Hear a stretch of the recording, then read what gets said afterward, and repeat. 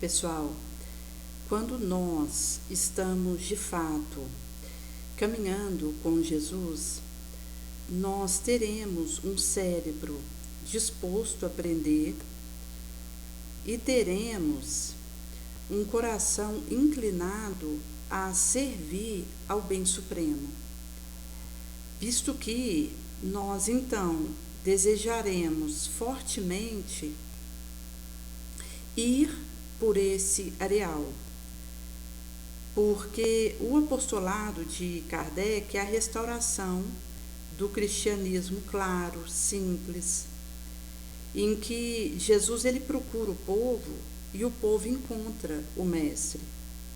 Então a gente tem aí o uníssono de corações em prece e mãos em serviço, como o Sr. Emmanuel vai trazer para nós. E nessa mensagem anterior do livro Colheita do Bem. Nesse sentido que nós vivemos momentos que vão patentear a transição planetária, que diz de uma fase que nós experimentamos, onde estamos sendo convocados a um testemunho crístico, porque um além nos aguarda. Enquanto talvez o momento que nós estamos na inflexão mesmo da nossa ascensão mais importante da nossa trajetória de espíritos imortais. Enquanto aí uma possibilidade que é dada a todos nós de podermos na Terra, dando o nosso melhor, dar um salto quântico no nosso arranque moral. E isso vai nos trazer que, num momento como esse que nós vivemos, se a gente focar, por exemplo, num julgamento, isso vai impedir a nossa ação. Porque quando alguém entra na faixa julgosa, ela não está presente. E se eu não estou presente, eu vou achar alguém para eu culpar pela minha ausência, pela minha incapacidade, por eu não estar conseguindo resolver aquele aspecto dentro de mim, afetivo, mental. É o que acontece na falta de alguém. Então, quando uma mãe que desencarna e aquele filho tinha ali seus 7 anos, se ele, ao longo da sua trajetória, julga o desencarne da mãe enquanto culpado por ele ter passado uma necessidade material, ou por ele ter passado um abandono enquanto não ter pessoas da sua parentela para estarem com ele a partir do desencarne da sua mãe, ou se culpa o desencarne que aconteceu com ela, às vezes não ela propriamente dito, mas o seu desencarne, pelo fato de ter sido violentado, acaba que isso impede esse espírito, que ficou órfão aos 7 anos de idade da mãe, de agir na direção do que ele precisa. Do momento que ele se torna presente na própria trajetória e assume as responsabilidades por si mesmo, ele deixa de julgar o desencarne da mãe, porque ele então consegue estar presente para si mesmo, indo em busca do areal de que necessita. E isso vai significar uma premissa que descerra para nós a lealdade ao bem, ao mestre que eu acontecerei. Porque do momento que eu assumo a responsabilidade, não autoculpa, porque essas orbitações são doentias, nos paralisam e nos sucumbem, mas a responsabilidade pela minha trajetória, pelos meus atos, eu consigo divisar saídas melhores. Por isso, gente, que nós temos uma oportunidade bendita até quando a gente considera o fato de nós estarmos no Brasil, que é um país em que nós podemos ser espíritas e também cristãos, porque o espiritismo é Jesus conosco, enquanto a terceira revelação, o Consolador prometido que ele nos houvera trago, que enviaria para nós, e que sob a sua égide acontece a partir da codificação feita por Allan Kardec, sob a coordenação do Espírito de Verdade, e Jesus é que está conduzindo o timão desse navio. E nesse sentido que nós, se analisarmos o mundo hoje, nós temos locais do mundo em que ser cristão não é permitido e que os cristãos são perseguidos e mortos. Então a gente tem, por exemplo, na Nigéria, só no ano de 2025, 7.000 pessoas foram mortas ali nos templos religiosos cristãos por professar o cristianismo. Então a gente tem aí esses movimentos ainda de perseguição e de morte de cristãos em massa.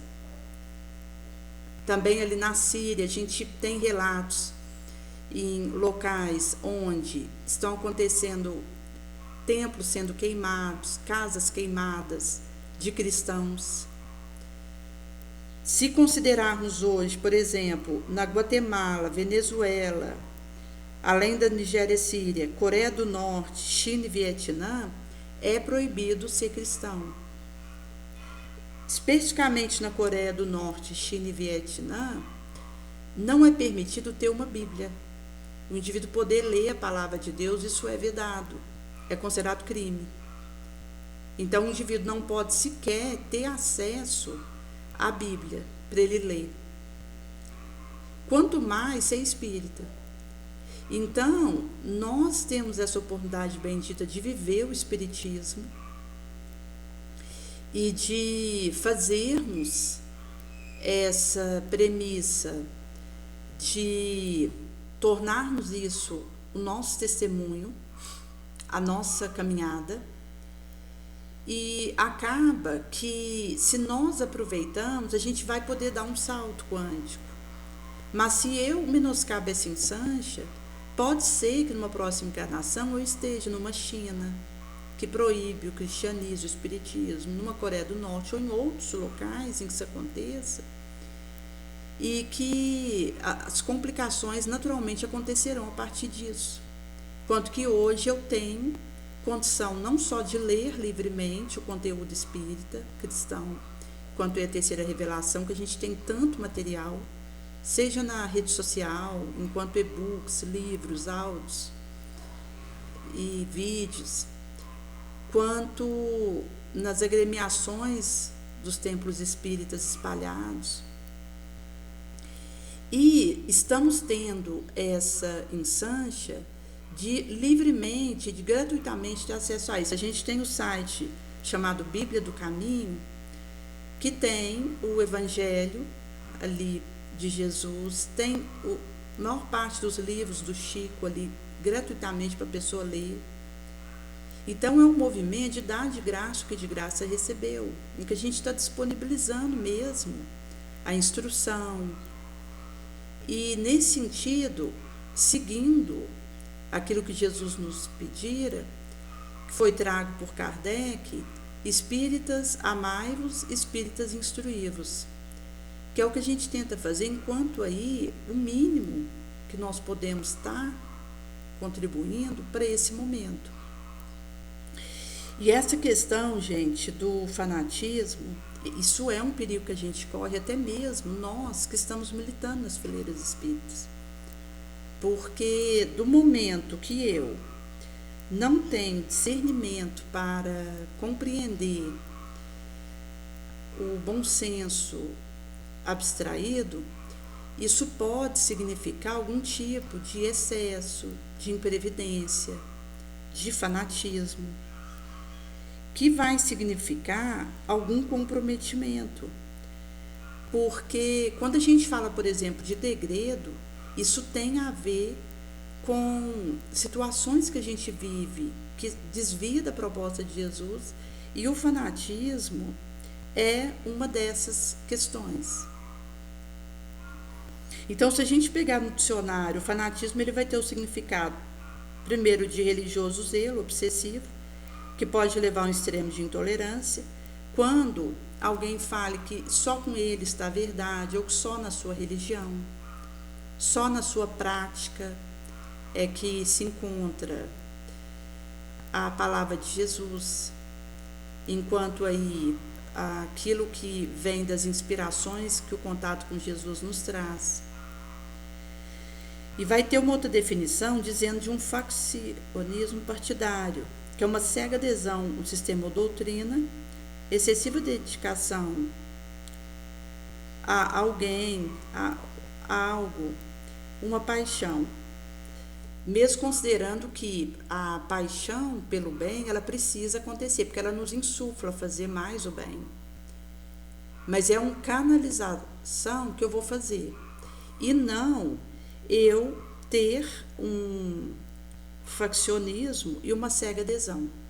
Então é algo que eu tenho mesmo que abstrair, porque antes o excesso de circunspecção, de zelo, de bom senso do que a imprevidência, como Kardec traz para nós.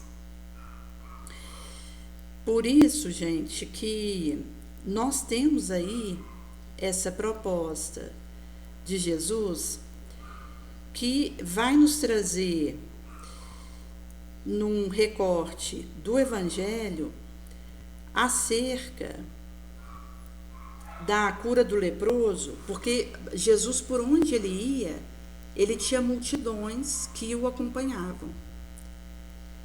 Então, houvera vindo um leproso que o adorava, dizendo: Senhor, se desejar, o Senhor pode me limpar. Ele estendeu a mão, tocou o leproso e disse: pois quero, fica limpo. E logo ficou limpa toda a sua lepra. E aqui a gente pode imaginar o poder do querer de Jesus, a potência que isso traz, a tremendade. Porque quando Jesus ele deseja e tem vontade de algo, ele faz aquilo acontecer pela própria força moral que ele tem, pela autoridade moral que ele traz, que é essa força magnética, essa força da sua envergadura que realiza o que ele tem a vontade de acontecer.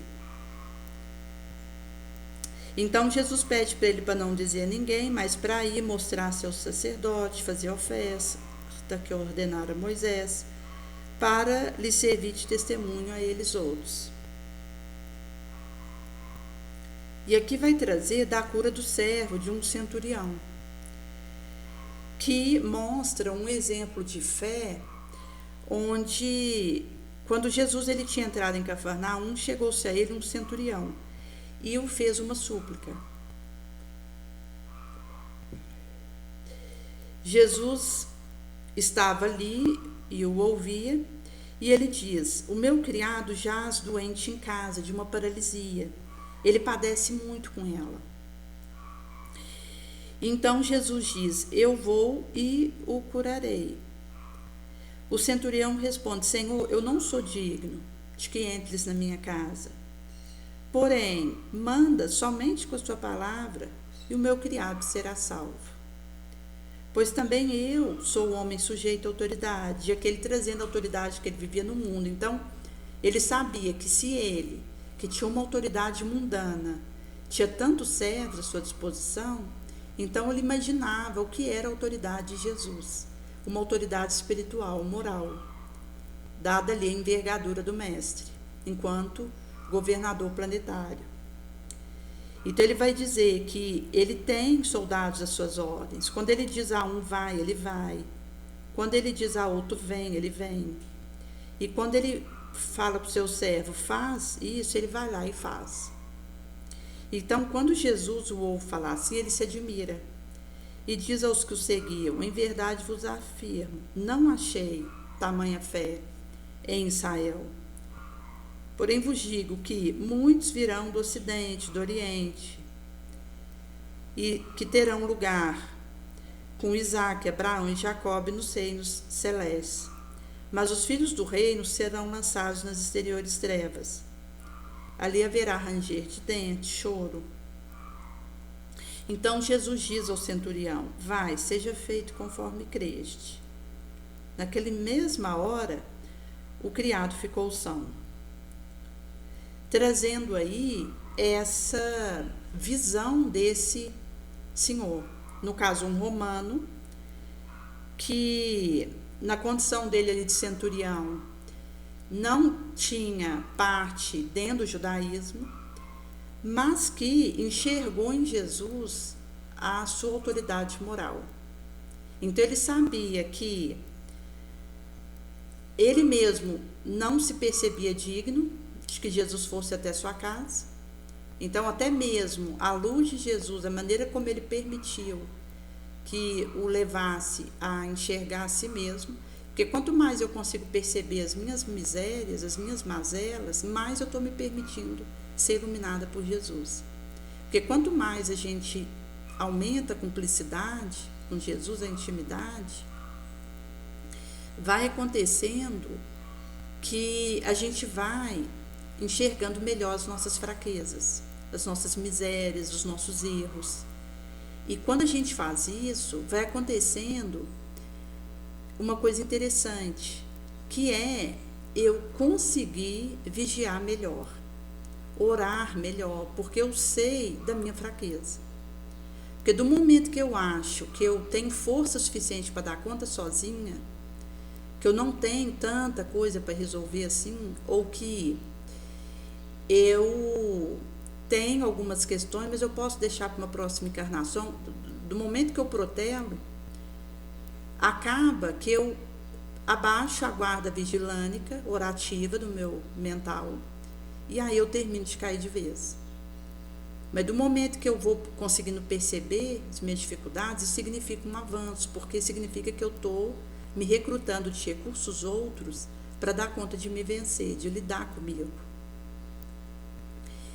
E é curioso, gente, porque num orbe como a Terra, nós temos aí uma tendência de ir junto com o Grey. É o efeito manada, que todos nós estamos sujeitos a isso. Onde a gente acaba tendo aquele inconsciente coletivo de que todo mundo faz, é a moda, só dessa vez, mesmo a gente sabendo que é errado. Inclusive as perspectivas que a gente tem de revide, de pingar um pouco, enquanto ali a farinha o suficiente, eu vou garantir o meu primeiro, de que se eu não cuidar de mim, ninguém vai fazer, de cada um por si, Deus por todos, aquelas frases prontas que só faz reforçar nosso egoísmo. Porque acaba que num regime igual nós estamos aqui, se eu não estiver aberta para a lei de cooperação, eu vou deixar de ajudar achando que estou fazendo certo. Enquanto que, sob a luz de Jesus, a gente percebe que antes errar ajudando do que virar as costas para alguém do nosso lado e necessitado de ajuda. E nesse sentido que isso vai significar mesmo uma mudança moral em nós, porque é uma transformação que a gente vai fazendo, que é um processo delicado, porque é um processo de um tijolo após o outro. E inclusive porque a maneira como eu concateno isso, que eu esteja fazendo esse processo, vai dizer do que acontecerá no próximo passo. Nesse sentido que a gente tem um recorte no Evangelho segundo o Espiritismo, que vai dizer que o verdadeiro missionário de Deus, ele deve justificar a sua missão pelas suas virtudes, sua superioridade, por sua grandeza, pelo resultado, pela moralizadora influência de suas obras. Agora, se o indivíduo, pelas suas virtudes, seu caráter, sua inteligência, ele fica abaixo do papel que se atribui, ou do personagem sob o nome do qual está se abrigando, seria um estrião de categoria baixa, que não sabe mesmo copiar o seu modelo que ele usa. Por isso que a questão é a influência positiva que a minha ação está acontecendo ou não. O testemunho que eu deixo, a vibração, o pensamento.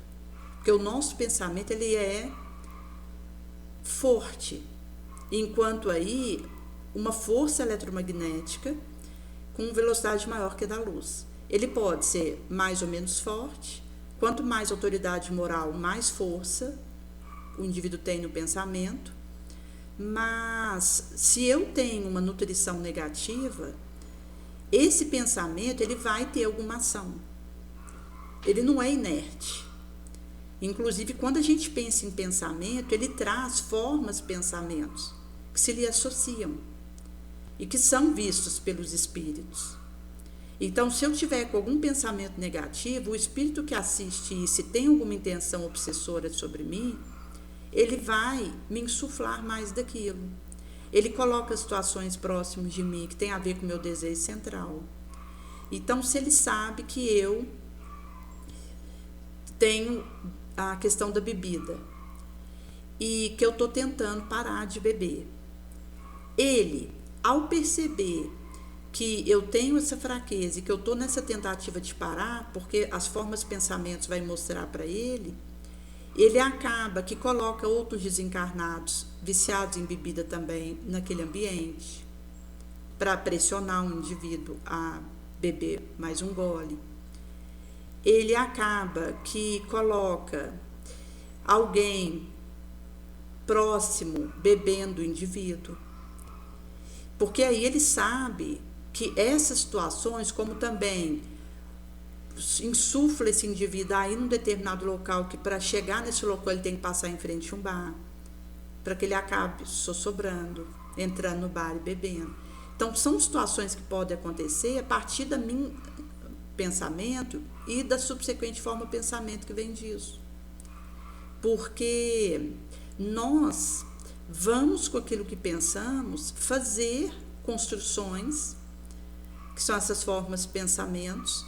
Isso vai dizer de nós, daquilo que nós desejamos, daquilo que nós monoideamos, enquanto aí algo que a gente não está conseguindo vencer aquele vício. E isso vai dizer de esses riscos que vão acontecer do momento que eu não cuido da nascente do meu coração. Porque, então, vai acontecer esse tipo de sinergia e eu poderei sossobrar em meio a isso. Porque a gente tem, no caso, se a gente pegar desencarnados que tenham tido algum tipo de vício na Terra, eles continuam nessa faixa. Como, por exemplo, nós havíamos comentado aqui no Cacau anterior, que nós tínhamos ido num local que tinha uns adolescentes, um ambiente clubino, e, inclusive, assim, ali a gente conseguia perceber a questão da afetividade e sexualidade, como a gente tem que estar atento.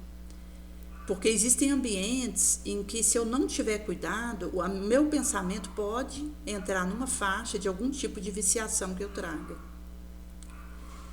E lá, quando a gente chegou, nós havíamos ficado ali algumas horas e houvera dado o momento de retornar. Do momento que nós chegamos, mais ou menos ali, por volta de umas 8 horas, e que eu já tinha saído de casa a partir de umas 7, nós estávamos ali até mais de meio-dia e eu não havia alimentado. Então, eu estava com fome, mas assim, nem acusava a fome. Eu estava, mas aguardando, porque nós iríamos embora e depois eu ia almoçar.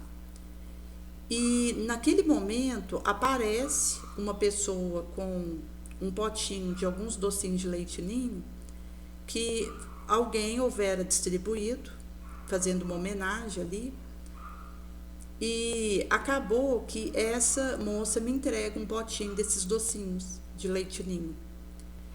E eu, inclusive, um pouco atrás, houvera conversado com duas adolescentes, que uma delas falou para me dar o potinho com os docinhos para ela.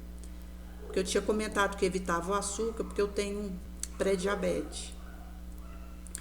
E aí aconteceu que, do momento ali que aquele docinho veio para minha mão, eu teria devolvido, que é como eu costumo fazer. Eu não consumo doce, eu entrego para alguém que consome, ou que leva para alguém que consome, mesmo considerando o alerta que a gente faz no sentido de que estamos diabéticos. É uma tendência que está se alastrando, inclusive em crianças, de idades cada vez menores.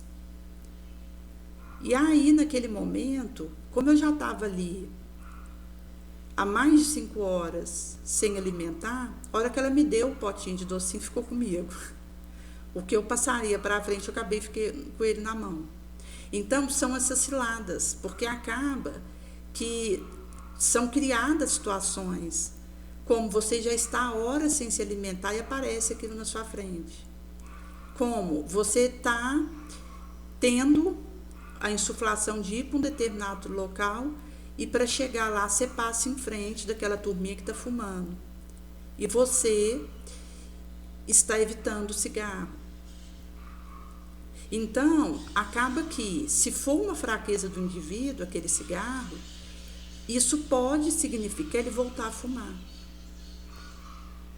Então, são riscos que a gente corre, porque a gente é confrontado com as nossas fraquezas para vencer, e de forma repetida. Então, são espirais que se repetem, não para que eu revolte para aquilo que está repetindo de novo, mas para que eu haja melhor diante daquela situação. E nesse sentido que faz tanto mal para nós revoltar. Quando a gente rebela pelo fato de estar acontecendo algo conosco, em que a gente inclusive tem aquela sensação de novo, poxa, já aconteceu isso tantas vezes, e mesmo eu tendo feito superações, volta de novo, mas volta e vai continuar voltando, é para que eu faça ainda melhor, para que eu consiga descobrir maneiras diferentes de me reformar, enquanto melhores, mais profundas. É por esse motivo, gente, que a raiva, a rebeldia é tão prejudicial, porque ela nos impede de encontrar formas melhores de lidar com as repetições que a gente encontra, que são situações que, mesmo que os envolvidos sejam outros, mas que se repetem quadros parecidos com aqueles que a gente costuma ser trago para nós e que nos testam, que são provas para nós, que são desafios, aferições. Porque as repetições que a gente encontra para a gente viver aquela experiência tem a ver com vulnerabilidades que a gente traz e com coisas que a gente tem que superar para avançar. E é curioso porque quando a gente considera, por exemplo, a questão do transe da raiva, porque é um quadro demencial, como vai ser trago por Kardec, que no momento que alguém está com uma raiva e entra nesse transe, aquele que está perto pode questionar o que você precisa, qual necessidade sua que eu não atendi, no intuito de ajudar. Porque a própria questão da cólera, ela é um transe, a pessoa sai da sua lucidez. E aí, do momento que eu estou nesse tipo de revolta, eu não vou conseguir perceber uma maneira melhor de lidar com uma situação que volta para mim. E é por isso que a gente tem também essa tendência de revoltar, dizendo que por que isso está acontecendo de novo, eu não mereço isso, o mundo está contra mim, porque são situações que a gente jargona devido à nossa rebeldia por ter que viver algo parecido de novo. Mas, quando a gente considera a questão da roda sansara, do nosso destino, as repetições, elas fazem parte. Até que, de tanto que eu consigo dar respostas melhores em meio às repetições, uma hora eu pulo para uma outra roda samsara, mais elevada. Então é por esse motivo que a gente tem que concentrar nossa força, nossa atenção, para a gente dar conta de fazer esse movimento. Para que não aconteça da gente afundar. Porque eu não retroajo, mas eu posso complicar a minha situação, eu posso ser degradada. Porque é um risco. Não é uma questão de amedrontar ou de ameaçar quem quer que seja, mas nós estamos numa situação na Terra em que os degredos estão acontecendo. Significa que eu preciso considerar o que em mim que me ajuda a não ser degradada, o que eu posso cultivar que me ajuda a afastar do risco de ir para um orbe inferior à Terra. Quais as mudanças que eu posso fazer, o que eu posso melhorar. Porque situações que estão acontecendo é mesmo para nos chacoalhar e nos despertar aquilo que eu posso fazer diante daquela situação. Até porque é um esforço contínuo. Por isso que vai ser trago para nós, na sequência, sobre essa fé desse centurião, e teve essa percepção de que Jesus, com uma só palavra, um pensamento, Jesus conseguiria curar esse criado na distância que ele tivesse. Aquele centurião sabia disso, porque ele sabia do poder, da vontade, do pensamento do mestre, das formas, pensamentos que ele cria, daquilo que ele alcança, porque quanto mais o espírito é elevado, os pensamentos, ele vai ter cada vez mais em frequências mais altas e são mais velozes. Então adentra os raios ultra super curtos, que são ondas de comprimento menor, maior velocidade e frequência maior, inabordável para nós. E aquele centurião divisava isso. Os raios ultra super curtos que Jesus emitia. E que de onde Jesus estivesse, um desejo dele, relampagoso, pentelhésico, faria o criado dele ser curado onde quer que ele estivesse. E aí, Jesus então vai dizer acerca da sua admiração por aquela fé, e que é isso que faz a gente avançar. Não é tanto tal religião que eu esteja, ou tal local, tal cultura, tal grupo, mas é a influência moralizadora dos meus pensamentos, das minhas atitudes, o meu testemunho nobre. É por esse motivo que no subsequente vai ser trago a questão da cura da sogra de Pedro, em que, tendo chegado à casa de Pedro, ele viu que a sogra dele estava acamada e febril. E aconteceu então de tocar-lhe na mão e a febre da sogra de Pedro ir embora. Então, do momento que Jesus a toca, ou seja, anteriormente falou de um pensamento, um desejo de Jesus que na distância que estava, curou o criado centurião, e aqui o toque de Jesus na sogra de Pedro fez o estado febril a deixar. E aí ela levanta e põe a servir eles. E aqui é curioso porque não diz. Ela levanta e é atendida pelos que estavam ali, ou se lamenta pelo período que ela ficou febril, pelo que ela passou, ou revolta por ter vivido uma situação de adoecimento. Não, ela ao se levantar, ela já se coloca a serviço, que traz esse emblema de nós nos colocarmos a caminho. Enquanto a gente vai caminhando, vai acontecendo a gente ficando curado, que é a passagem de Jesus com os leprosos, que do momento que Jesus falou para eles, caminhem, vão até o templo. E à medida que eles iam caminhando, eles não tinham espelho, naquela época com eles, igual a gente tem facilidade de ter espelho, seja numa bolsa, em casa.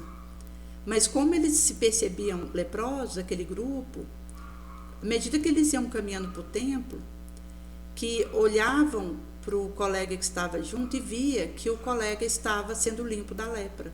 Então eles foram olhando uns para os outros, percebendo que eles estavam ficando curados à medida que eles caminhavam. Que traz esse emblema, esse norte da cooperação, da importância do grupo de fé. Porque é caminhando com o grupo que a gente vai conseguindo perceber as curas acontecendo no outro, em nós. Porque nós estamos nessa cooperação, nós estamos juntos.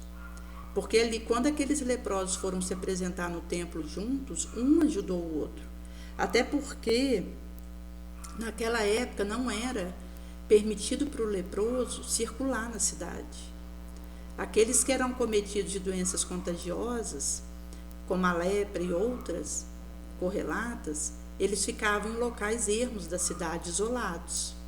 Tinham determinados períodos que eles entravam na cidade, batendo paneladas, para se dizerem que estavam passando, porque aí os moradores entravam para suas casas e deixavam as doações ali na porta e entravam para casa para não pegar a lepra ou a doença contagiosa que aquele indivíduo que vai passar ali tivesse. E aqueles que estavam passando, leprosos e outros na mesma situação, pegavam as doações e iam embora para as ermidões dos seus locais, distantes da cidade. Então, esses leprosos, para eles conseguirem, depois que eles falaram com Jesus, que manda eles ir para o templo, sozinho, ele não teria conseguido ir para aquele templo por não ser permitido. Foi o grupo junto, que um dando força para o outro, puderam romper esses liames e um cooperando com o outro, eles chegarem no templo e no caminho eles iam percebendo que eles estavam ficando curados. Então, não era permitido a circulação ali até aquele templo para leproso, mas eles persistiram. E no caminho, com certeza deve ter enfrentado calúnias, vociferos, apupos de pessoas que não aceitavam que o leproso estivesse ali circulando na cidade e muito menos ir para o templo. Porque à medida que eles iam aproximando do templo, se ele não podia nem estar na cidade, entrar num templo era algo vedadíssimo. Mas aqueles leprosos se encorajaram, em grupo puderam, pela cooperação que acontece, chegar no templo. E no caminho eles iam se percebendo curados, porque estavam caminhando intrépidos, corajosos, fiéis à palavra de Jesus.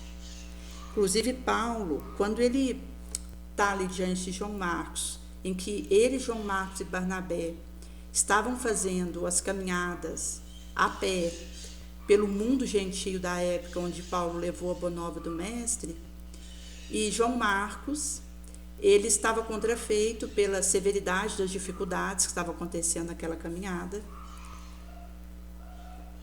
e houvera trago para Paulo as suas intenções de abandonar o grupo, porque estava muito difícil para ele.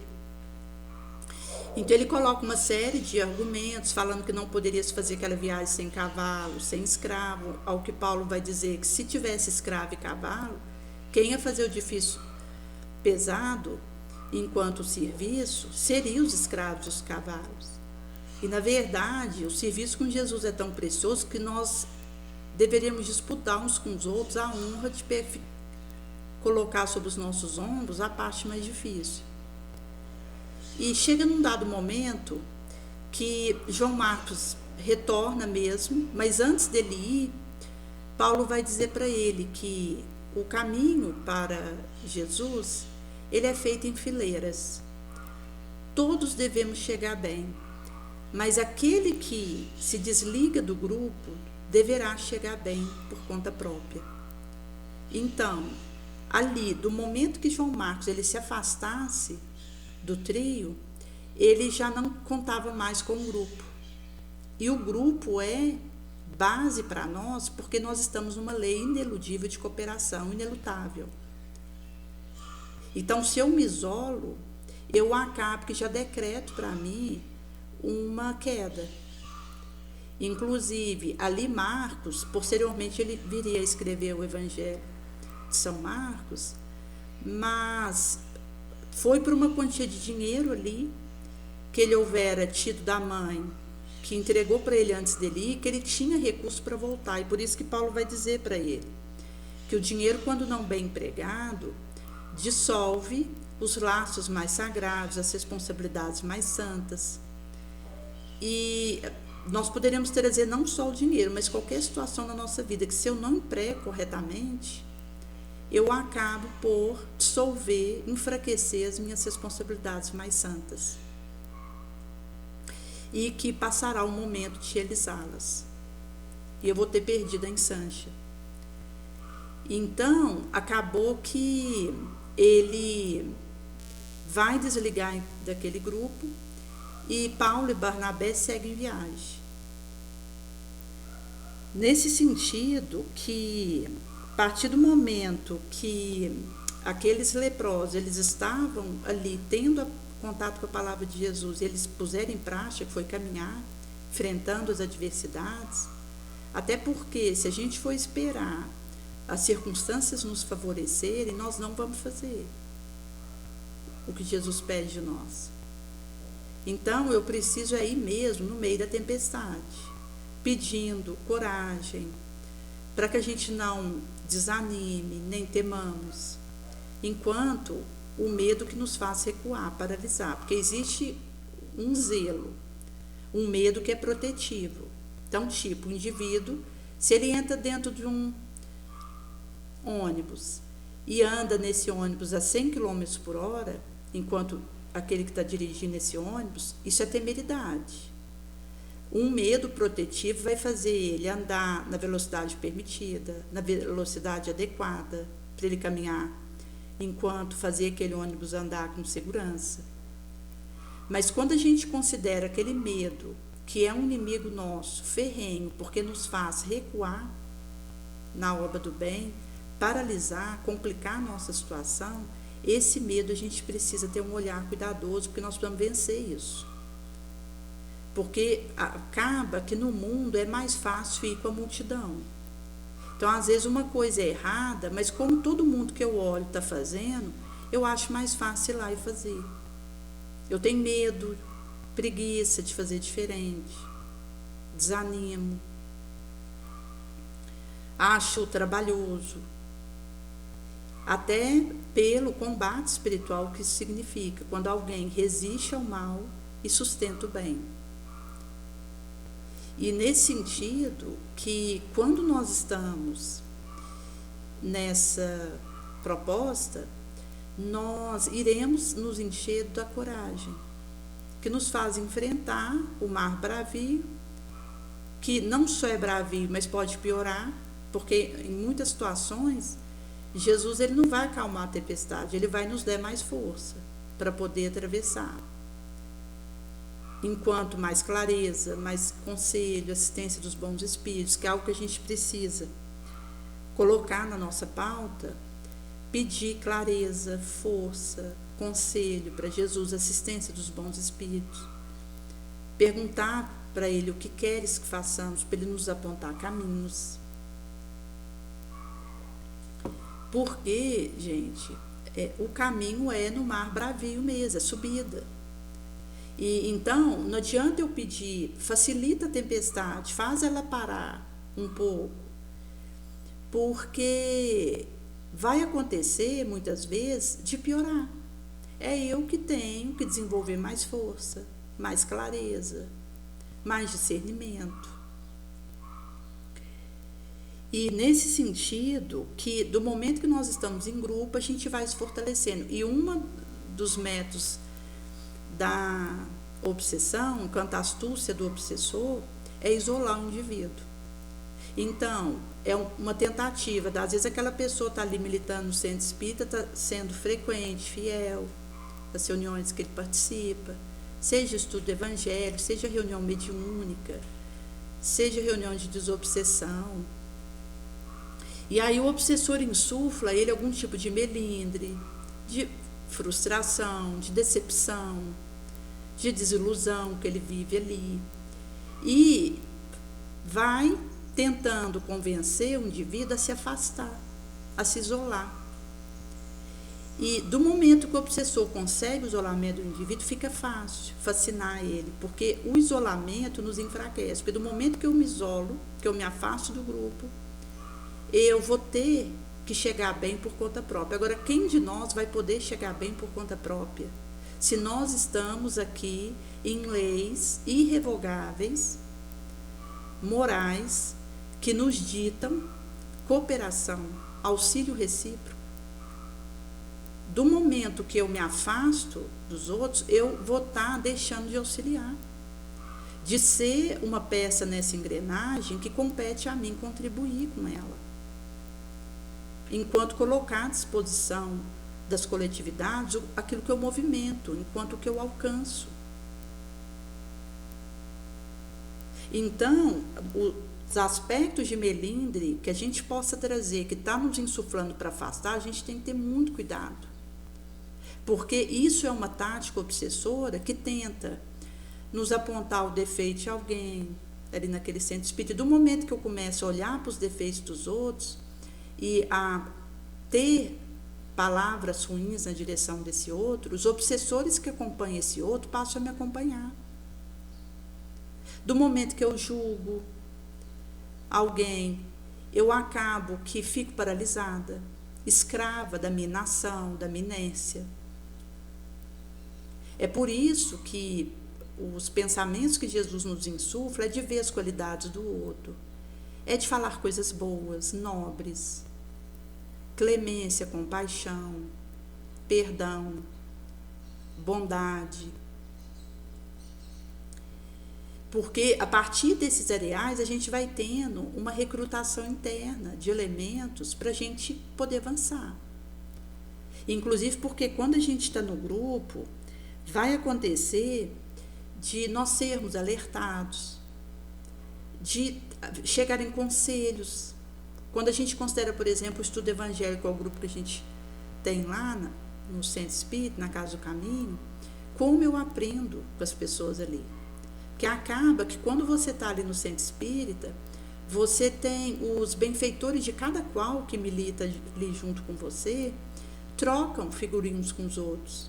E a gente acaba aprendendo, porque a riqueza, a fermentação de ideias nobres beneficia tantos quantos ali estão e se demoram. E é isso que vai nos dando condição para o nosso trabalho, aonde nós formos chamados, considerando, por exemplo, que o indivíduo ele tem o seu trabalho no Centro Espírita e ele está com os trabalhos diretamente da sua gleba que ele precisa atender. Então, ele precisa ter aquele local que ele frequenta, que ele convive, porque isso é um protetor da gente ser fascinado, porque se eu me isolo, eu caio em fascinação, eu caio em estados subjugativos, que é quando a gente perde o controle da nossa própria vontade.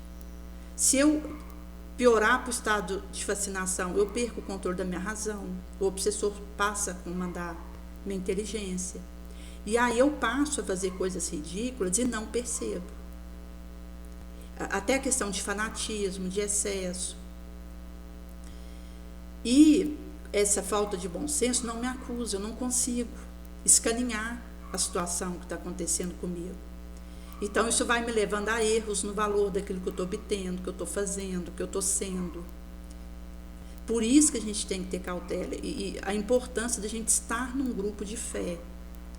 Assumir um trabalho em que a gente está com outras pessoas naquela leira. E o cuidado que a gente precisa acontecer para não cairmos em situações de melindres, de suscetibilidades, em que eu, por alguma coisa que alguém tenha feito ou falado, eu me sinto ofendida, eu me sinto vitimada, e eu acabo, por causa disso, me isolando. É isso que o espírito inferior quer, que eu me sinta agredida, rancorosa, queira fazer justiça com a própria mão. Essas falácias que o mundo traz para nós, que é perda de tempo e corrompe a nossa energia. Porque aí a gente já não mais consegue se doar, não mais consegue ajudar, amar, porque a gente está ocupado com a nossa raiva, com a nossa suscetibilidade, nosso orgulho ferido. Porque acaba que quando eu me sinto a prejudicada, é um orgulho que está lesado dentro de mim, alguma coisa em mim que eu cultivo, da minha arrogância, enquanto as chagas que todos nós temos, que a gente urge combater, do egoísmo, do orgulho, do sensualismo, e que me descuidando de vencer isso acaba me tomando. E são riscos que acontecem. É por isso que Jesus vai trazer para nós, como ele falou para os leprosos, vão em grupo e caminha até o templo. Ou seja, vai para o testemunho nobre, assume o trabalho no bem, avança, que à medida que vocês forem acontecendo isso, vocês vão ficando curados. Por isso que no subsequente vai trazer a passagem das outras curas que Jesus realizou, em que foram tragos para ele endemoniados, e ele com a sua palavra expelia os espíritos e curava os doentes. Para se cumprir o que houver anunciado o profeta Isaías, que ele tomou sobre si nossas fraquezas e ele mesmo carregara nossas dores. Então Jesus viu um populacho, pediu que passasse para o outro lado, e chegou para ele um escriba. E lhe disse: Mestre, eu vou te seguir para onde você for. Jesus responde: as raposas têm covas, as aves dos céus ninhos. O filho do homem, porém, não tem onde reclinar a cabeça. E aqui Jesus vai trazer: se eu não renuncio a mim, eu não consigo seguir Jesus. Porque seguir Jesus é não ter onde reclinar a cabeça. Porque quando a gente fala de Jesus, ele é modelo e mestre. Se eu tenho ele como modelo, significa que, como foi para ele, eu estou assumindo viver para mim. Tendo as respostas diante dessas situações que ele teve. Nesse sentido que, se ele não tinha onde reclinar a cabeça, significa que o seu discípulo não vai ter. E aqui, gente, traz a questão do fardo de Jesus que é leve, que é uma consciência tranquila.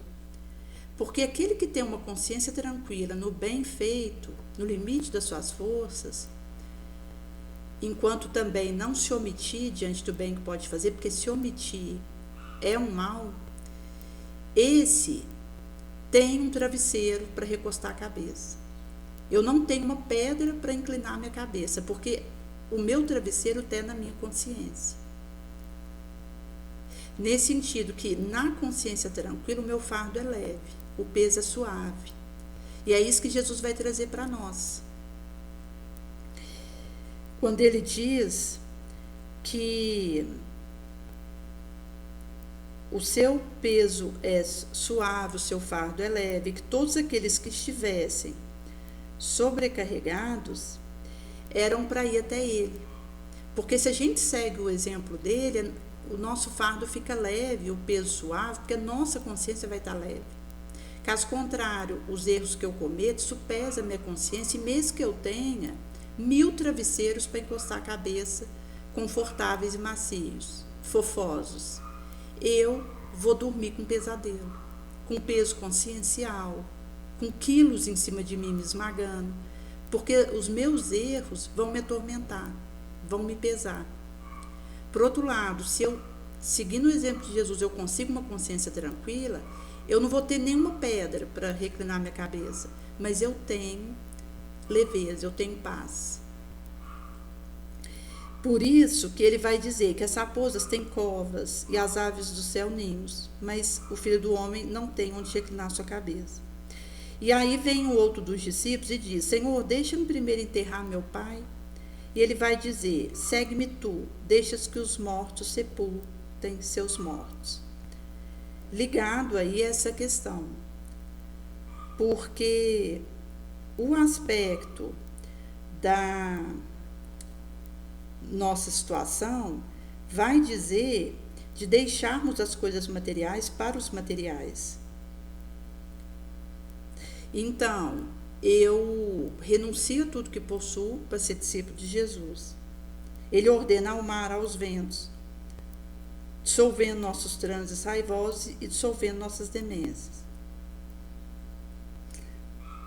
E aí, ele vai recompondo a nossa circuitaria, que vai impactar a nossa teia hemoglobínica, rompendo os liames da perseguição recíproca, possessão partilhada, obsessão bidirecional, a distância por justaposição, aproximação, porque não existe obsessão unidirecional. Todo processo obsessivo, mesmo aquele que está sendo obsedado, ele participa de alguma forma.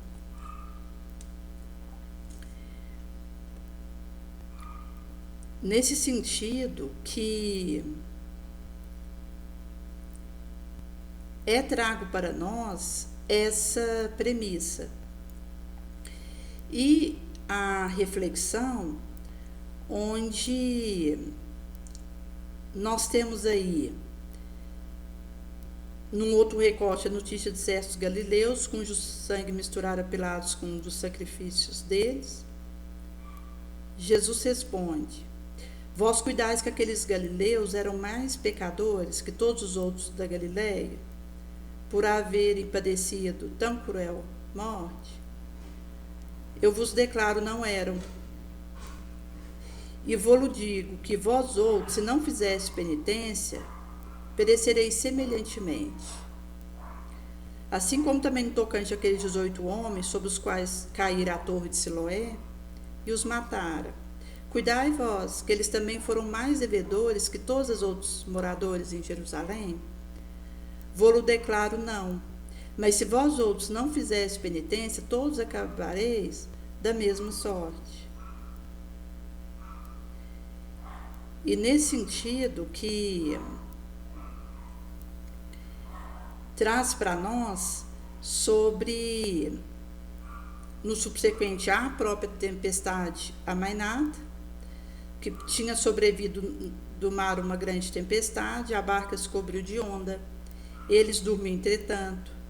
Chegou seus discípulos e acordou, dizendo: Senhor, nos salva, caso contrário pereceremos. Jesus diz: por que temeis, homens de fé pouca? Levanta, ordena ao mar, aos ventos, e logo se segue uma bonança grande. E os homens admiram, dizendo: quem é esse que mar e ventos obedece? Mas que tem a ver com essa tempestade interior, porque às vezes por fora os problemas continuam os mesmos, e até piora, enquanto esse mar bravio e tempestuoso, ciclópico. Mas se dentro de mim a minha consciência tranquila e eu estou pacificada, dentro de mim é acalmado. E eu sou fortalecida para continuar a boa luta. E depois vai ter o recorte dos obsedados de Gádara, que Jesus houvera passado outra margem do lago, ao país dos Gerazenos, e vieram-lhe ao encontro 2 endemoniados, que saíam dos sepulcros, furiosos ao extremo, de tal maneira que ninguém ousava passar por aqueles caminhos. Então, clamavam: que temos nós contigo, Jesus, filho de Davi? Então, aqui vai trazer a questão da fúria, da cólera, porque já demonstra um transe, uma demência. Então, eles começam a falar para Jesus que ele tinha ido lá para atormentar eles antes do tempo. Na alguma distância andava uma manada de muitos porcos que estavam pastando. Os demônios rogam: se você nos expulsar, nos manda para a manada de porcos. Jesus diz: ide.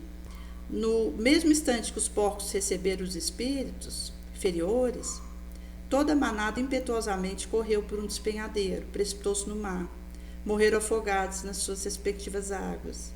Os pastores fugiram, foram à cidade contar o que sucedera com os endemoniados. Toda a cidade saiu a encontrar-se com Jesus, e quando o viram, pediram que retirasse do seu termo. E vai dizer aí das consequências das demências coléricas.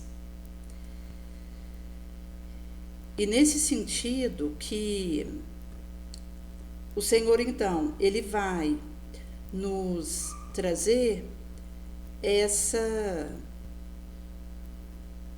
colocação de Jesus, onde vai ter um outro recorte que ele vai dizer: bem-aventurado aquele que não for escandalizado em mim. Porque o escândalo, ele precisa acontecer, mas ai daquele porque um escândalo venha. E esse escândalo, inclusive, uma representação do escândalo dentro de mim. Aquele acontecimento, para mim, é escandaloso, me pesa consciencialmente, e significa que eu preciso reformar moralmente a mim mesmo para eu continuar seguindo. Como um acontecimento que teve, onde um rapaz, ele estava dirigindo um ônibus e do seu lado esquerdo vem uma bicicleta que estava com uma babá e uma criança em torno de 4 anos presa na parte de trás dessa bicicleta elétrica, que inclusive não é permitido criança dessa idade andar de bicicleta elétrica. E essa babá, ela foi com essa bicicleta para ir virar do seu lado esquerdo. O ônibus também é virado do lado esquerdo. E era uma rua em que a parte da mão em que o ônibus estava, porque era uma rua de mão dupla, a parte da mão que o ônibus estava era estreita. Cabia ali aquele ônibus, e se viesse alguém ali do seu lado, ou numa moto ou numa bicicleta, já dificultaria a manobra. E ela acreditou que o motorista do ônibus tinha visto ela na bicicleta com a criança.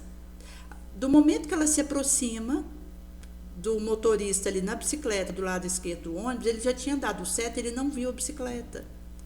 E ao virar, ele bate na bicicleta, a bicicleta cai, a babá é lançada para fora da bicicleta, mas a criança estava presa no banco de trás da bicicleta. E com isso ela cai com a bicicleta para debaixo do ônibus. Desse momento ela machuca. Alguém que estava próximo ali, desejoso de auxiliar, tira a criança dali de baixo, sem esperar o corpo de bombeiro, porque do momento que alguém tem alguma lesão, a recomendação é chamar o corpo de bombeiro, que logo vai estar ali, porque ela tem o método, a maneira de tirar aquela criança sem complicar ainda mais a situação dela, considerando que pode ter víscera sangrando, que pode ter osso quebrado. Então, se alguém pega com a mão de próprio punho, você pode rasgar ainda mais as carnes daquele indivíduo, piorar a situação daquele osso que já quebrou, destroncou. Mas essa pessoa, achando que estava ajudando, tira ela mesma de baixo do ônibus a criança e leva para o hospital, e ela vem a desencarnar no hospital, a criança. Então, teve várias ações ali em conjunto, inclusive tanto o motorista do ônibus, quanto a babá, quanto a mãe, porque não é permitido uma criança desse tamanho numa bicicleta elétrica. Então, para essa criança estar sendo transportada nessa bicicleta elétrica, a mãe também entrou na confusão. E também esse senhor que pegou a criança de própria condição e levou sem esperar o corpo de bombeiro, todos vão responder criminalmente. Então, a gente tem aí homicídio doloso envolvido, não houve a intenção de ninguém ali de machucar essa criança, foi uma fatalidade, mas aconteceu o desencarno da criança. Daí, no meio dessa situação, mostra um acontecimento que, do momento que isso acontece, é um escândalo, mas não é um escândalo propriamente para a sociedade, é um escândalo para cada qual que participou daquilo. Porque se eu estou no meio de uma situação dessa, isso vai me perturbar. Eu vou me sentir responsável, mesmo que eu não tenha tido intenção de machucar aquela criança. Então, eu estou diante de um alto escândalo e que eu vou precisar resolver. É diante de uma situação como essa que eu sou chamada por Jesus a me reformar moralmente. Porque do momento que eu me reformo, que eu estabeleço ações dentro de mim para me melhorar, eu vou tendo força. Ou foi falado uma coisa com a esposa desse motorista sobre ela se abrir para receber o espírito dessa criança numa nova encarnação. Então, esse motorista que é casado e eles têm filho, mas considerando que isso aconteceu, de alguma forma, aqueles que participaram desse ocorrido têm algum tipo de ligação com o espírito dessa criança. Então, ela dizia, eu vou rezar, vou orar, para que eu possa ajudar esse espírito na sua romagem, que continua enquanto espírito. E vou me colocar à disposição para receber esse espírito numa nova encarnação, ou para auxiliar da forma que eu puder, mas desejosa de fazer o meu melhor. Ou seja, aconteceu um escândalo, porta dentro da alma, todos nós estamos sujeitos a isso, já vivemos isso em algum momento, ainda vamos viver, porque isso faz parte de um óbito de própria expiação, mas que, como Jesus diz, cuide para que você não seja instrumento de escândalo. Ou seja, mesmo que aconteça alguma coisa, eu já corro atrás de me reformar para que eu possa trazer soluções e não concretizar escândalos.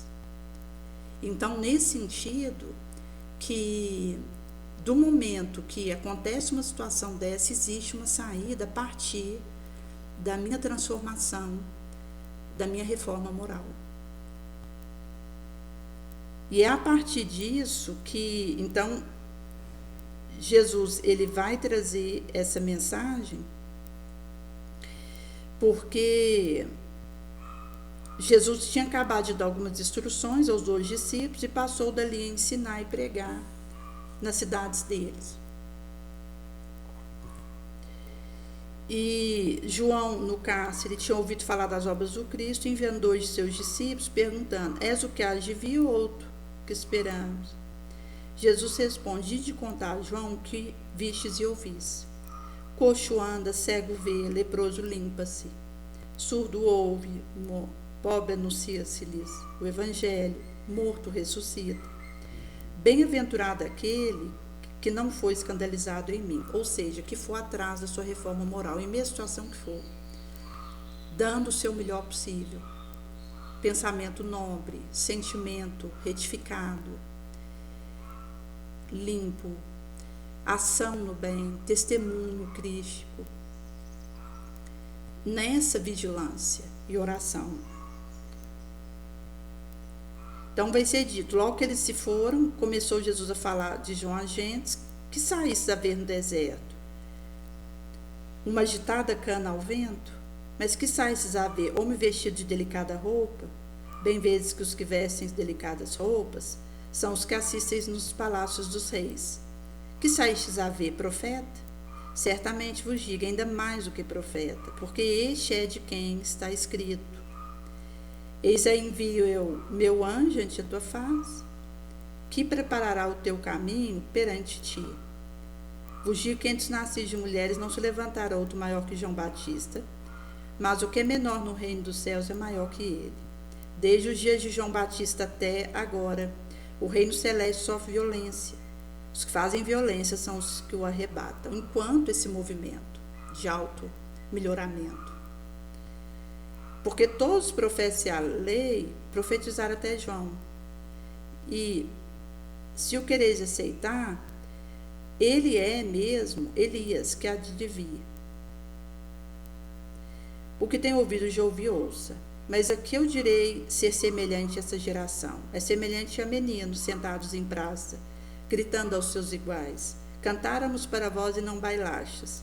Lamentamo-vos e não chorastes. Porque veio João, que não bebia, não comia, e dizem, ele tem demônio. Veio um filho do homem que bebe, come, e dizem, e aí um homem bebedor do vinho e glutão, amigo de pecadores e publicanos. Mas a sabedoria fora justificada por seus filhos. Começou a lançar em rosto as cidades em que foram obradas tantas de suas maravilhas, que não haviam feito a penitência. Ai de ti, Corozaim, ai de ti, Betsaida. Que se em Sidônia e Tiro tivesse obrado maravilhas que se obraram no meio de vós, muito tempo há que teriam feito penitência em cinza, em silício. Vos contudo, que haverá menos rigor para Sidônia e Tiro, que para vós outros no dia do juízo. Porventura tu, Cafarnaum, elevar-te-ás até o céu, hás de ser habitada, enquanto um abatimento até o inferno. Porque se em Sodoma se tivesse feito milagres que ocorreram em ti, talvez que ela tivesse permanecido até o dia atual. Contudo, eu vos digo que no dia do juízo haverá menos rigor para a terra de Sodoma que para ti. E é quando Jesus vai trazer, perorando, disse Jesus: graças te dou, Pai, Senhor do céu e da terra, escondeste essas coisas aos entendidos e sábios e os revelaste aos pequeninos. Assim é, Pai, porque foi do teu agrado assim. Todas as coisas me foram entregues por meu Pai. Ninguém conhece o Filho senão o Pai, nem alguém conhece o Pai senão o Filho, e a quem o Filho o queira revelar. Então é quando Jesus remata nesse recorte dizendo: vinde a mim todos os que andais sobrecarregados e aflitos, e eu vos aliviarei. Aceitai sobre vós meu jugo, aprendei de mim, que sou humilde de coração e manso. Achareis o descanso para as vossas almas, para as vossas consciências, e vos fortalecereis para continuar o caminho do bem, porque leve é o meu fardo e suave é o meu jugo.